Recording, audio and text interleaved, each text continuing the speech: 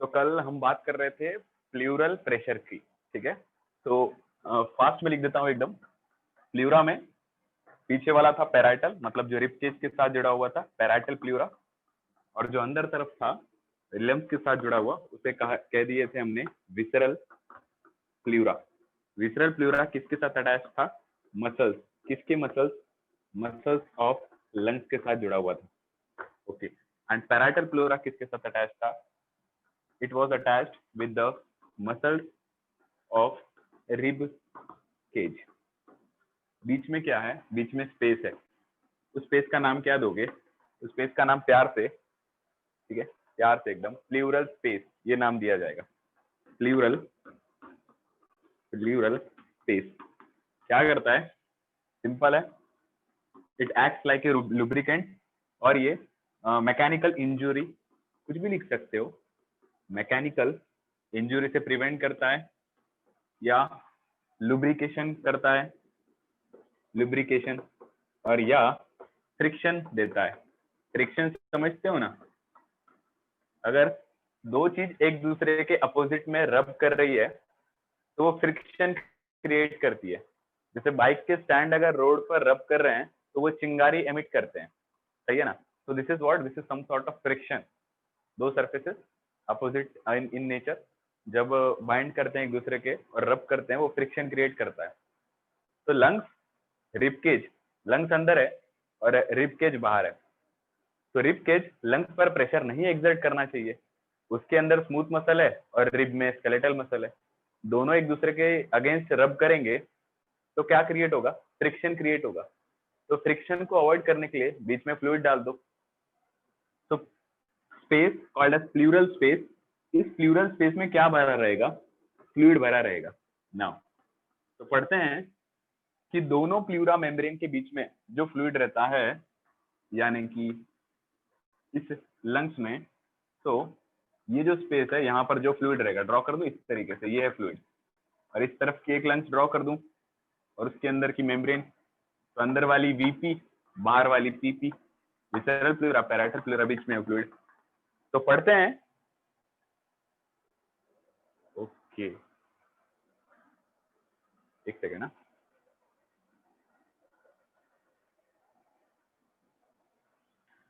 तो पढ़ते हैं negative and positive type of breathing. क्या होता है negative and positive type of breathing? तो कल का एग्जांपल आपको बहुत अच्छे से और प्यार से याद होगा कि एक बच्ची थी और उसके पापा से बच्ची को गिफ्ट चाहिए था, तो उसको रोना जरूरी है। पापा का नेचर क्या है? Fully positive. मतलब अगर वही अर्थ ड्रॉ करें तो उस पे आप यहाँ पर कहीं पर खड़े हो, आपको क्या चाहिए?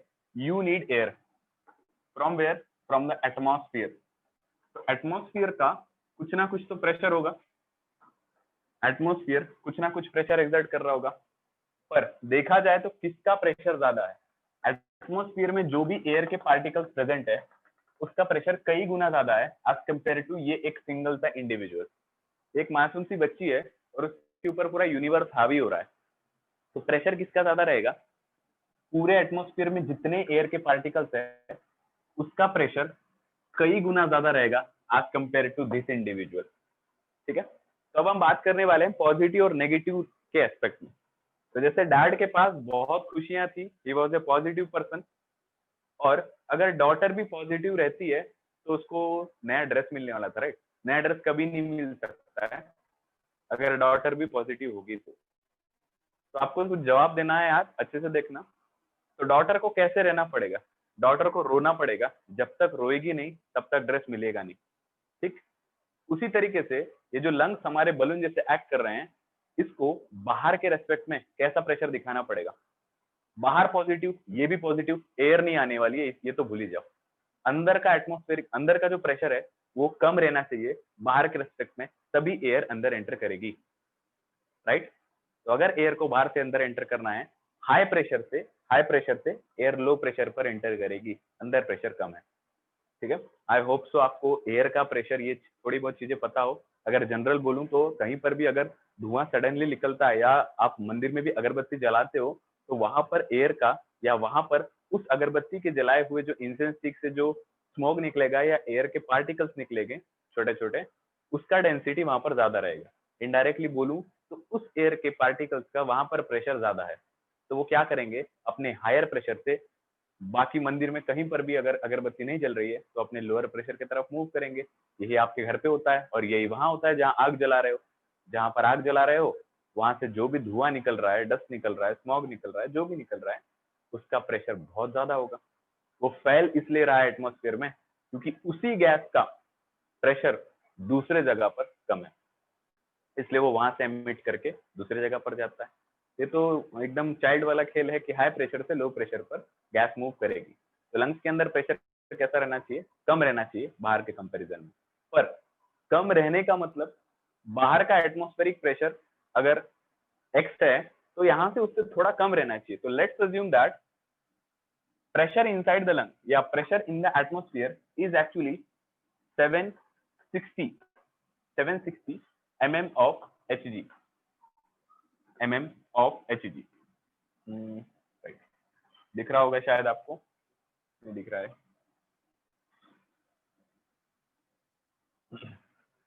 यहाँ लिख देता हूँ, एटमॉस्फेरिक प्रेशर, एटमॉस्फेयर का कितना प्रेशर है, 760 mm ऑफ Hg। सर ये नया नया लग रहा है सुनने में, ठीक है, तो डोंट वरी अबाउट दैट। हम 1 या 2 दिन में इसके ऊपर एक्सपेरिमेंट करने वाले हैं and we will find out कि why the 760 mm of pressure या 760 mm of Hg। Hg क्या है, Hg is the symbol of mercury, ठीक है। तो जैसे पहले नहीं होता था, पहले पैसे वगैरह करेंसी वगैरह नहीं थी, तब क्या होता था, अगर किसी को वेट करना है तो अगर छोटा बच्चा ही है, वो छोटे बच्चे को रख देते थे बहुत पहले के एंसेस्टर पीरियड ऑफ टाइम में, बहुत पहले कोई भी XYZ सब्सटेंस को वेट कर लेते थे, हाँ इसका इतना गुना मैं दूंगा, नो केजीज नो लीटर कुछ भी नहीं था, ये सब्सटेंस इतना है, मानकर चलो छोटे बच्चे को ही काउंट कर लिया कि हाँ इसका वेट इतना है, उस हिसाब से मैं तुमको इतना दूंगा, ठीक है ना। तो एक यूनिट कंसिडरेशन में लाना पड़ता था, उसका वेट अगर 20 किलो है तो उसके 3 गुना ज्यादा वो लकड़ियां मेरे पास आई थी, समझ रहे हो। तो एक का वेट कंसिडरेशन किया जाता था, उससे सभी का वेट अज्यूम कर लिया जाता था जब हमारे पास किलो काटा ये सब नहीं था तब। उसी प्रकार से हमको प्रेशर भी मेजर करने के लिए कोई ना कोई एलिमेंट या कुछ ना कुछ चाहिए। तो एक एक्सपेरिमेंट के द्वारा मर्क्यूरी वॉज द एलिमेंट जिसके कारण हम एटमॉस्फेयर में कितना प्रेशर प्रेजेंट है ये मेजर कर सकते हैं। तो for today itself let us simply assume कि 760 एक डिजिट है, एक यूनिट है, और mm मतलब millimetre, millimetre of mercury. Experiment करेंगे तब आपको समझ जाएगा कि एटमॉस्फेयर में 760 mm ऑफ Hg प्रेशर क्यों रहता है, ठीक है। चलो, तो फिलहाल के लिए मेरे सराउंडिंग में या मुझको छोड़ दो तो इस बॉडी को छोड़ के पूरे एटमॉस्फेयर में कितना प्रेशर प्रेजेंट है, 760 mm of Hg, this is the atmospheric pressure. तो ये एटमॉस्फेरिक प्रेशर बाहर प्रेजेंट है, मतलब ये पापा की वो खुशी का लेवल है, ये पापा के 760, ये पापा की वो खुशी का लेवल है जो लाइफ में कभी कम नहीं हो सकता। मतलब this is the amount of positive attitude shown by your father, जैसे एग्जांपल के तौर पे, उसी रूप में this is the positive, always positive atmospheric pressure shown by the universe और शोन बाय द नेचर और the planet earth. Planet earth में इतना प्रेशर रहता है, मतलब इसके रेस्पेक्ट में हर ऑर्गेनिज्म में या हर ह्यूमन में प्रेशर कैसा रहना चाहिए, कम रहना चाहिए। तो किताबें कहती हैं there is a negative pressure build up in the pleural space. तो एक मैकेनिज्म देखो, रिब केज बाहर है, अंदर लंग्स है, तो रिब केज का लंग्स का नेचर हमेशा अंदर आने का रहता है, उसको अंदर तरफ आना है, और रिब केज हमेशा बाहर जाना चाहती है। तो रिब केज के साथ कौन सी मेम्ब्रेन जुड़ी हुई है, प्लूरा मेम्ब्रेन, ये उसको बाहर खींचेगी, ठीक। और लंग्स हमेशा अंदर आना चाहता है, तो लंग्स अंदर अगर अंदर आना चाहती है तो वो किस मेम्ब्रेन को खींचेगी, ये वाली पैराइटल प्लूरा को, सॉरी विसरल प्लूरा को अंदर खींचेगी। तो होगा क्या, बीच की जो स्पेस रहती है फ्लूइड, उसमें क्रिएट हो जाता है एक प्रेशर। मानकर चलो आप अगर झूला झूले होंगे कोलंबस नाम का, ठीक है, तो कोलंबस में 2 प्रोसीजर होता है। जब वो इस तरीके से रहता है ना, तो एक साइड में ये उसका सेंटर ऑफ लाइन है, ठीक है, यहाँ पर उसका सेंटर है, तो एक तरफ यहाँ पर जाता है, बट उसका नेचर कैसा है, जिस अगर वो राइट तरफ जा रहा है तो राइट तरफ वो कोलंबस जा रहा है, बट उसका नेचर कहाँ पर है, हमेशा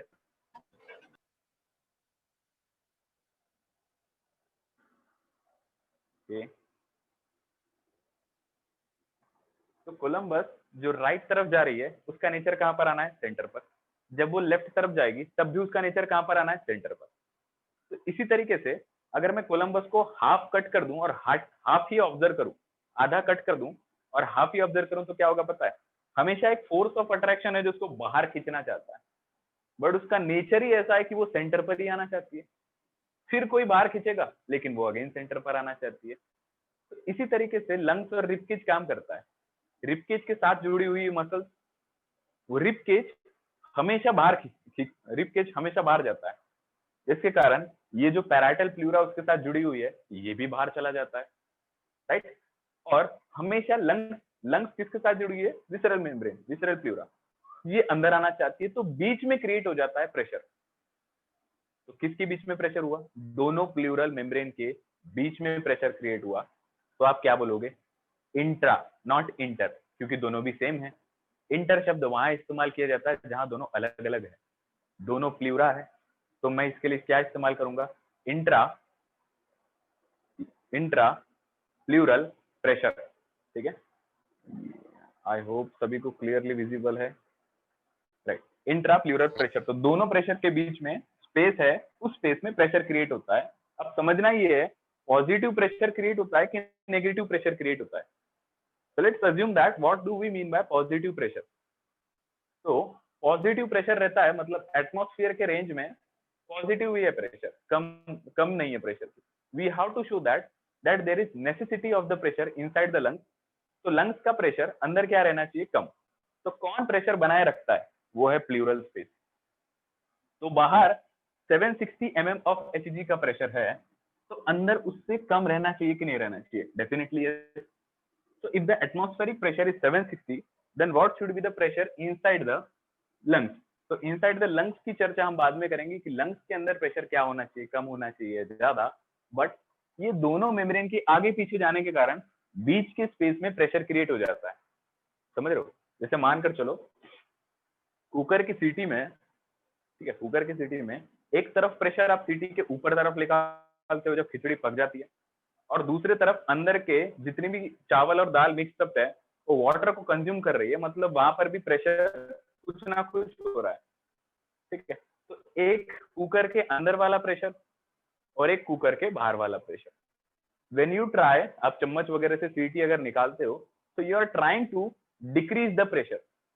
मतलब उस कुकर के उतने एरिया को अगर बाहर कंपेयर करो तो यू कैन अज्यूम, अगर मैं बोल रहा हूँ कि एटमॉस्फेरिक का प्रेशर सबसे ज्यादा होता है कोई भी चीज से ज्यादा, तो सर कुकर से बाहर एयर क्यों निकल रही है?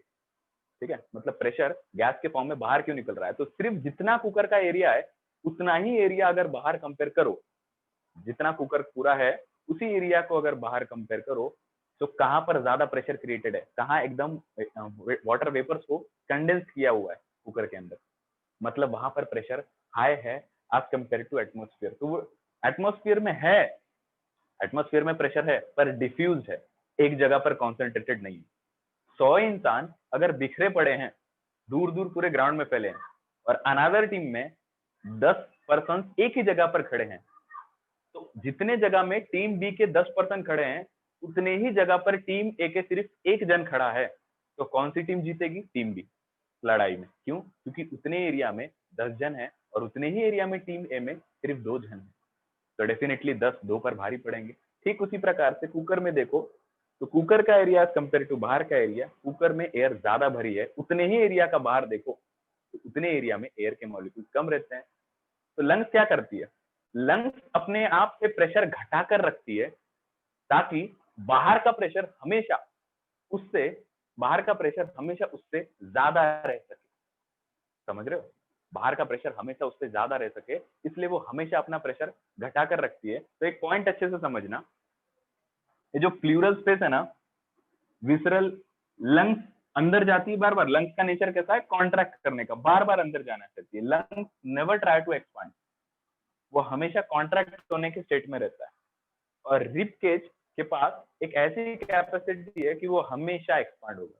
तो एक हो रहा है एक्सपांड, एक हो रहा है कॉन्ट्रैक्ट, समझ रहे हो? मतलब सिंपल है, एक अगर हस्बैंड है, एक अगर वाइफ है, हस्बैंड का नेचर है बाहर घूमने का और वाइफ का नेचर है घर पर छुप के रहने का या घर पर ही रहने का।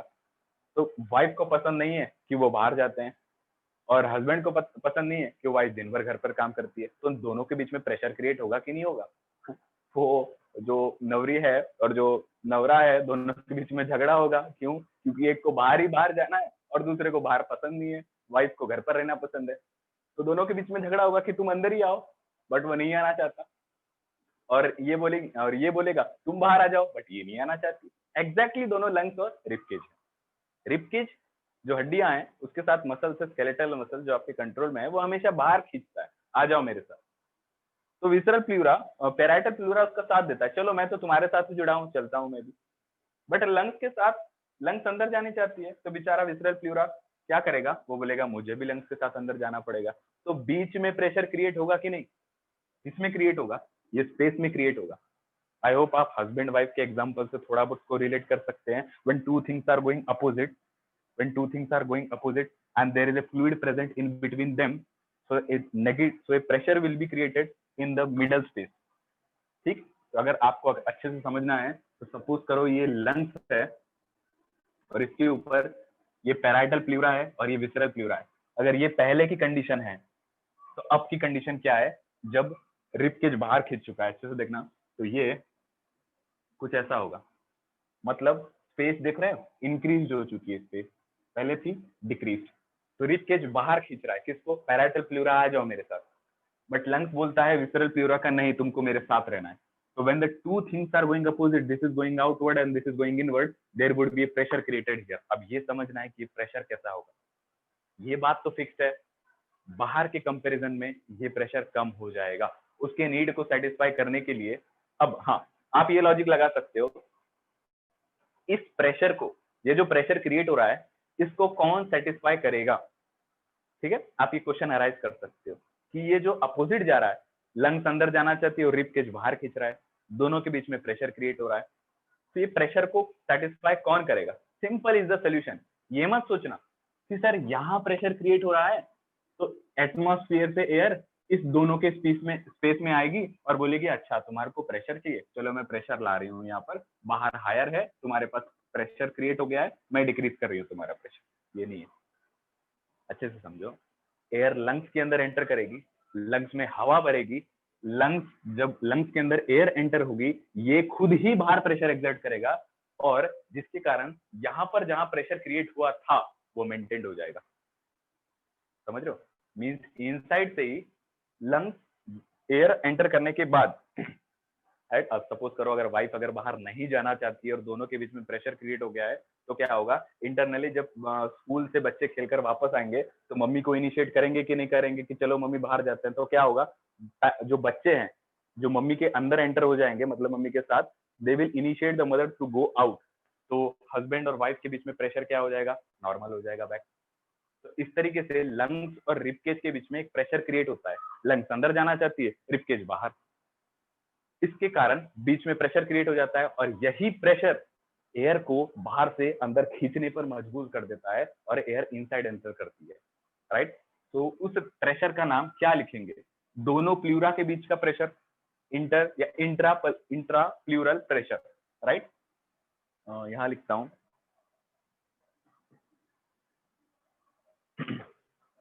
इंट्रा प्लूरल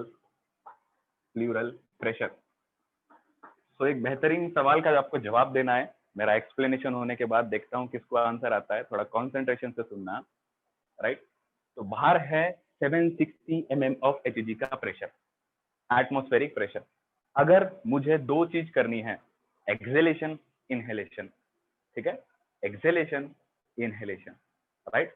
तो जब मुझे इनहेलेशन करना है, या पहले मैं लिखता हूं मैं एक्सेल कर चुका हूं, मैं बाहर एयर एक्सेल कर चुका हूं।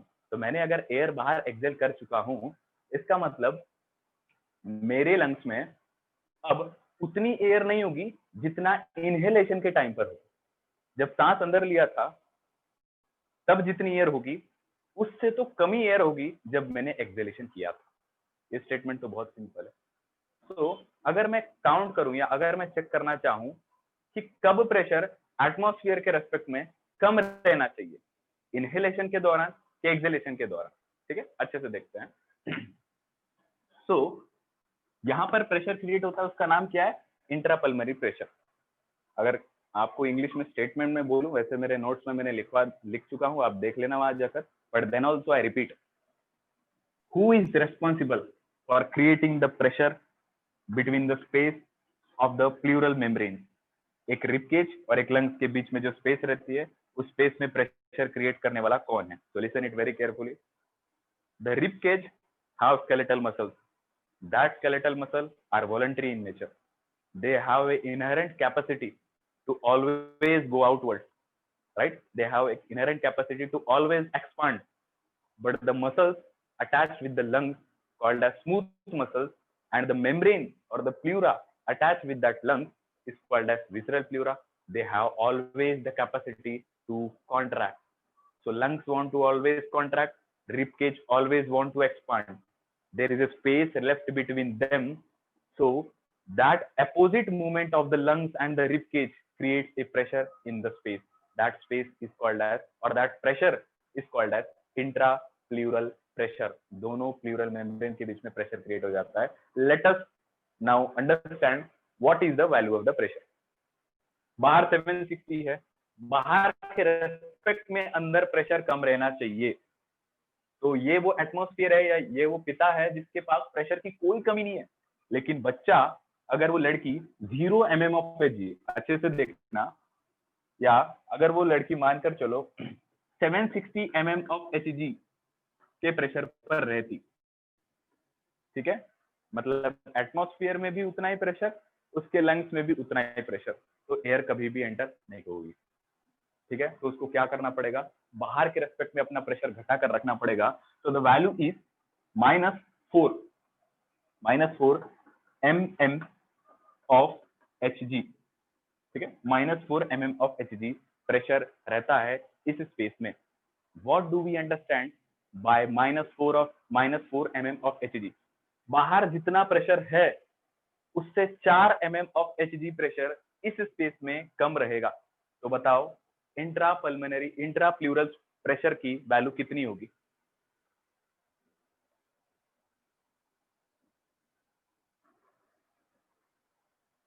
बताओ. बाहर 760 mm ऑफ Hg प्रेशर है एटमॉस्फेयर में, और लंग्स और रिब केज के अपोजिट मूवमेंट के साथ बीच वाले स्पेस में प्रेशर क्रिएट हुआ है. वो प्रेशर बाहर के रेस्पेक्ट में 4 mm ऑफ Hg कम है, -4 लिखा है, -4 mm ऑफ Hg है. तो बताओ इस स्पेस में जो प्रेशर क्रिएट हुआ है वो कितना है?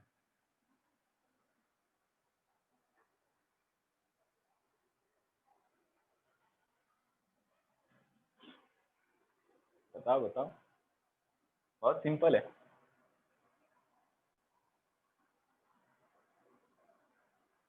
एनीवन? आवाज आ रही है ना?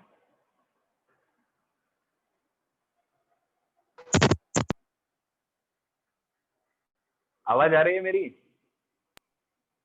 हाँ सर. बताओ कितना प्रेशर होगा ये स्पेस में, कितना प्रेशर क्रिएट होगा?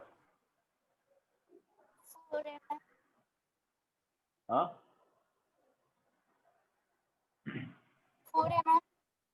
4 mm. No, 4 mm is not the correct answer. अच्छा, और एक बार एक्सप्लेन करता हूँ, हिंट देता हूँ, सोचना. ठीक है. हाँ, अगर एक लड़का है जिसके पास 10 बिस्किट है, ठीक, और एक दूसरा लड़का है जिसके पास भी 10 बिस्किट है, तो वो लड़का ए नाम का, वो लड़के दूसरे लड़के को, या दूसरी लड़की है सपोज करो, बहन भाई है, तो इसके पास भी 10 बिस्किट, छोटी बहन के पास भी 10 बिस्किट. बड़ा भाई छोटी बहन को कभी भी बिस्किट नहीं देगा अगर दोनों के पास इक्वल अमाउंट ऑफ बिस्किट है. बाहर का प्रेशर 760, दोनों लंग्स और रिबकेज के बीच में प्रेशर अगर उतना ही है तो एयर कभी भी एंटर नहीं करेगी. 760 क्यों आए भाई अंदर एयर? चलो ठीक है, मतलब इक्वल नंबर ऑफ बिस्किट्स पर नहीं आएगा, बिस्किट छोटी बहन के पास नहीं आएगा. छोटी बहन को 10 बिस्किट से कुछ बिस्किट कम करने पड़ेंगे. छोटी बहन ने 4 बिस्किट कम कर दिए, तो बड़े भाई के रेस्पेक्ट में छोटी बहन के पास कितने बिस्किट कम है? 4 बिस्किट कम है. तो मैं क्या लिखूंगा? -4 बिस्किट. -4 बिस्किट का मतलब ये नहीं है कि उसके पास, अच्छे से समझ लो, -4 बिस्किट का मतलब ये बिल्कुल भी नहीं है कि छोटी बहन के पास 0 बिस्किट थे और 0 बिस्किट के बाद भी 4 बिस्किट उसने किसी से उधार लिए, मतलब वो घाटे में चल रही है, ये मत समझ लेना। बड़े भाई के रेस्पेक्ट में अगर बड़े भाई के पास 10 बिस्किट है तो बड़े भाई के रेस्पेक्ट में छोटी बहन के पास 4 बिस्किट कम है, तो उसके पास कितने बिस्किट हो गए? 6। तो अब 10 बिस्किट से 6 बिस्किट की तरफ बराबर बड़े भाई से छोटे भाई की तरफ बिस्किट आएगा। तो अगर मैं बोल रहा हूं एटमॉस्फेरिक प्रेशर, बाहर का pressure 760 mm of Hg, unit को छोड़ दो, 760 है बाहर का प्रेशर, और प्लूरल स्पेस में जो प्रेशर क्रिएट हो रहा है वो बाहर के रेस्पेक्ट में -4 mm Hg है, तो प्लूरल स्पेस में कितना प्रेशर क्रिएट हुआ है? अभी भी लाइट नहीं लगा। 756 mm. Simple is the answer. 756 mm of Hg.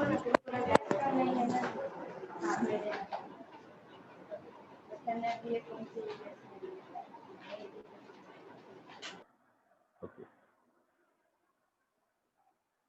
Right, इतना सिंपल था। तो आंसर कितना है? 756। 190। कोई कुछ बोलना चाहता है?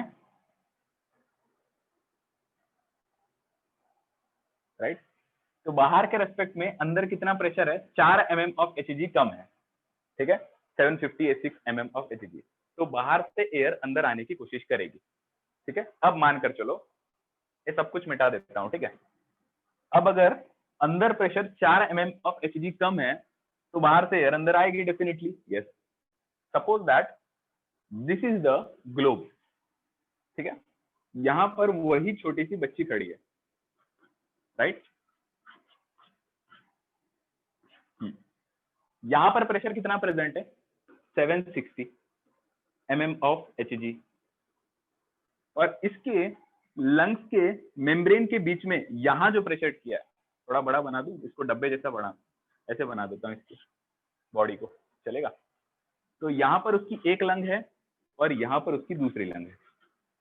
ये लंग्स बाहर भी कनेक्टेड है अंदर, तो इसकी स्पेस को क्या होगा? ये है उसकी प्लूरल स्पेस।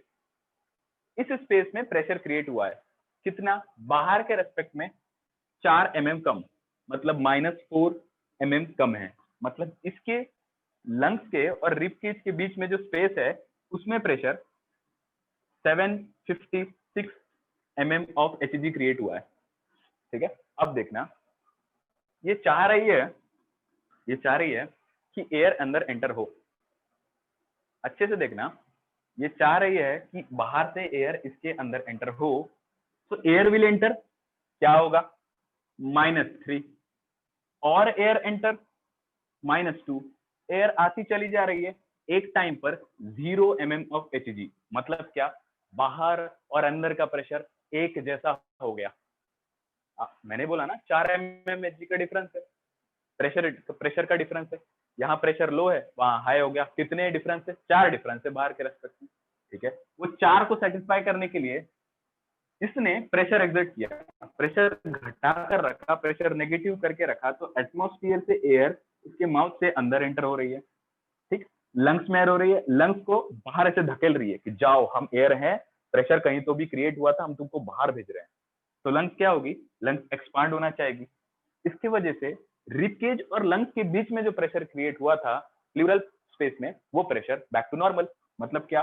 -4 से -3, -2 से -1 और लास्ट में 0, मतलब एक टाइम पर बाहर का और अंदर का प्रेशर एक जैसा हो गया। अब इमेजिन करो, अगर बाहर का और अंदर का प्रेशर एक जैसे हो जाता है तो आपको फिर दोबारा एयर लाने की जरूरत है। हमारे साथ तो ऐसा कभी नहीं होता है ना, एयर अंदर ले लिया, अब कल रात तक नहीं लूंगा, कल प्रेशर घटाऊंगा, फिर एयर को लूंगा, ठीक है। फिर एयर ले लिया, प्रेशर आपका एटमॉस्फेयर के रेस्पेक्ट में आपका प्रेशर बराबर हो गया, अब एयर अंदर आ ही नहीं रही है और ना जा रही है, क्यों? आपका प्रेशर घटा हुआ था ही नहीं, ठीक। मतलब always the pressure within the space, plural space, उसका प्रेशर कभी भी एटमॉस्फेयर के रेस्पेक्ट में सेम नहीं होना चाहिए। एक सिंपल मैं आपको एग्जांपल देता हूं, कल वाला। अगर उस बच्ची को हमेशा पापा से कुछ ना कोई चीज की उम्मीद है, तो उसको हमेशा एक ऐसे स्टेट में रहना पड़ेगा, रोते हुए स्टेट में, ताकि वो अगर इक्वल हो गया, मतलब बाहर का प्रेशर और आपका प्रेशर अगर इक्वल हो गया ना, तो आप प्रेशर कभी घटा नहीं सकते। मतलब एक बार गर्ल मानकर चलो बैक टू नॉर्मल पोजीशन पर आ गई, पॉजिटिव स्टेट में आ गई, तो उसको कभी भी कोई चीज नहीं मिलेगी। तो क्या है उसका रीजन क्या है? तो एक कंडीशन ऐसी रहनी चाहिए कि बाहर के रेस्पेक्ट में अंदर का प्रेशर थोड़ा कम, और उसी रेस्पेक्ट में इंस्पिरेशन एक्सेलेशन दो है। एक्सेलेशन और इनहेलेशन में प्रेशर का डिफरेंस रहता है। तो the actual value of pressure is minus, अच्छे से देखना, -16 mm ऑफ Hg। ठीक, जब आपको इनहेलेशन करना है, during the period of inhalation the pressure in the pleural space is -16 mm of Hg। अगर आपको कोई चीज चाहिए या उस गर्ल को कोई चीज की अपेक्षा है, तो ही शुड क्राई, डेफिनेटली उसको पापा के रेस्पेक्ट में नेगेटिव अप्रोच दिखाना ही पड़ेगा। जैसे जैसे उसकी नीड सेटिस्फाई हो रही है, उसका क्राइंगनेस भी सेटिस्फाई होता जाएगा। इनहेलेशन के दौरान -16 mm ऑफ Hg प्रेशर है, किसमें? प्लूरल स्पेस में।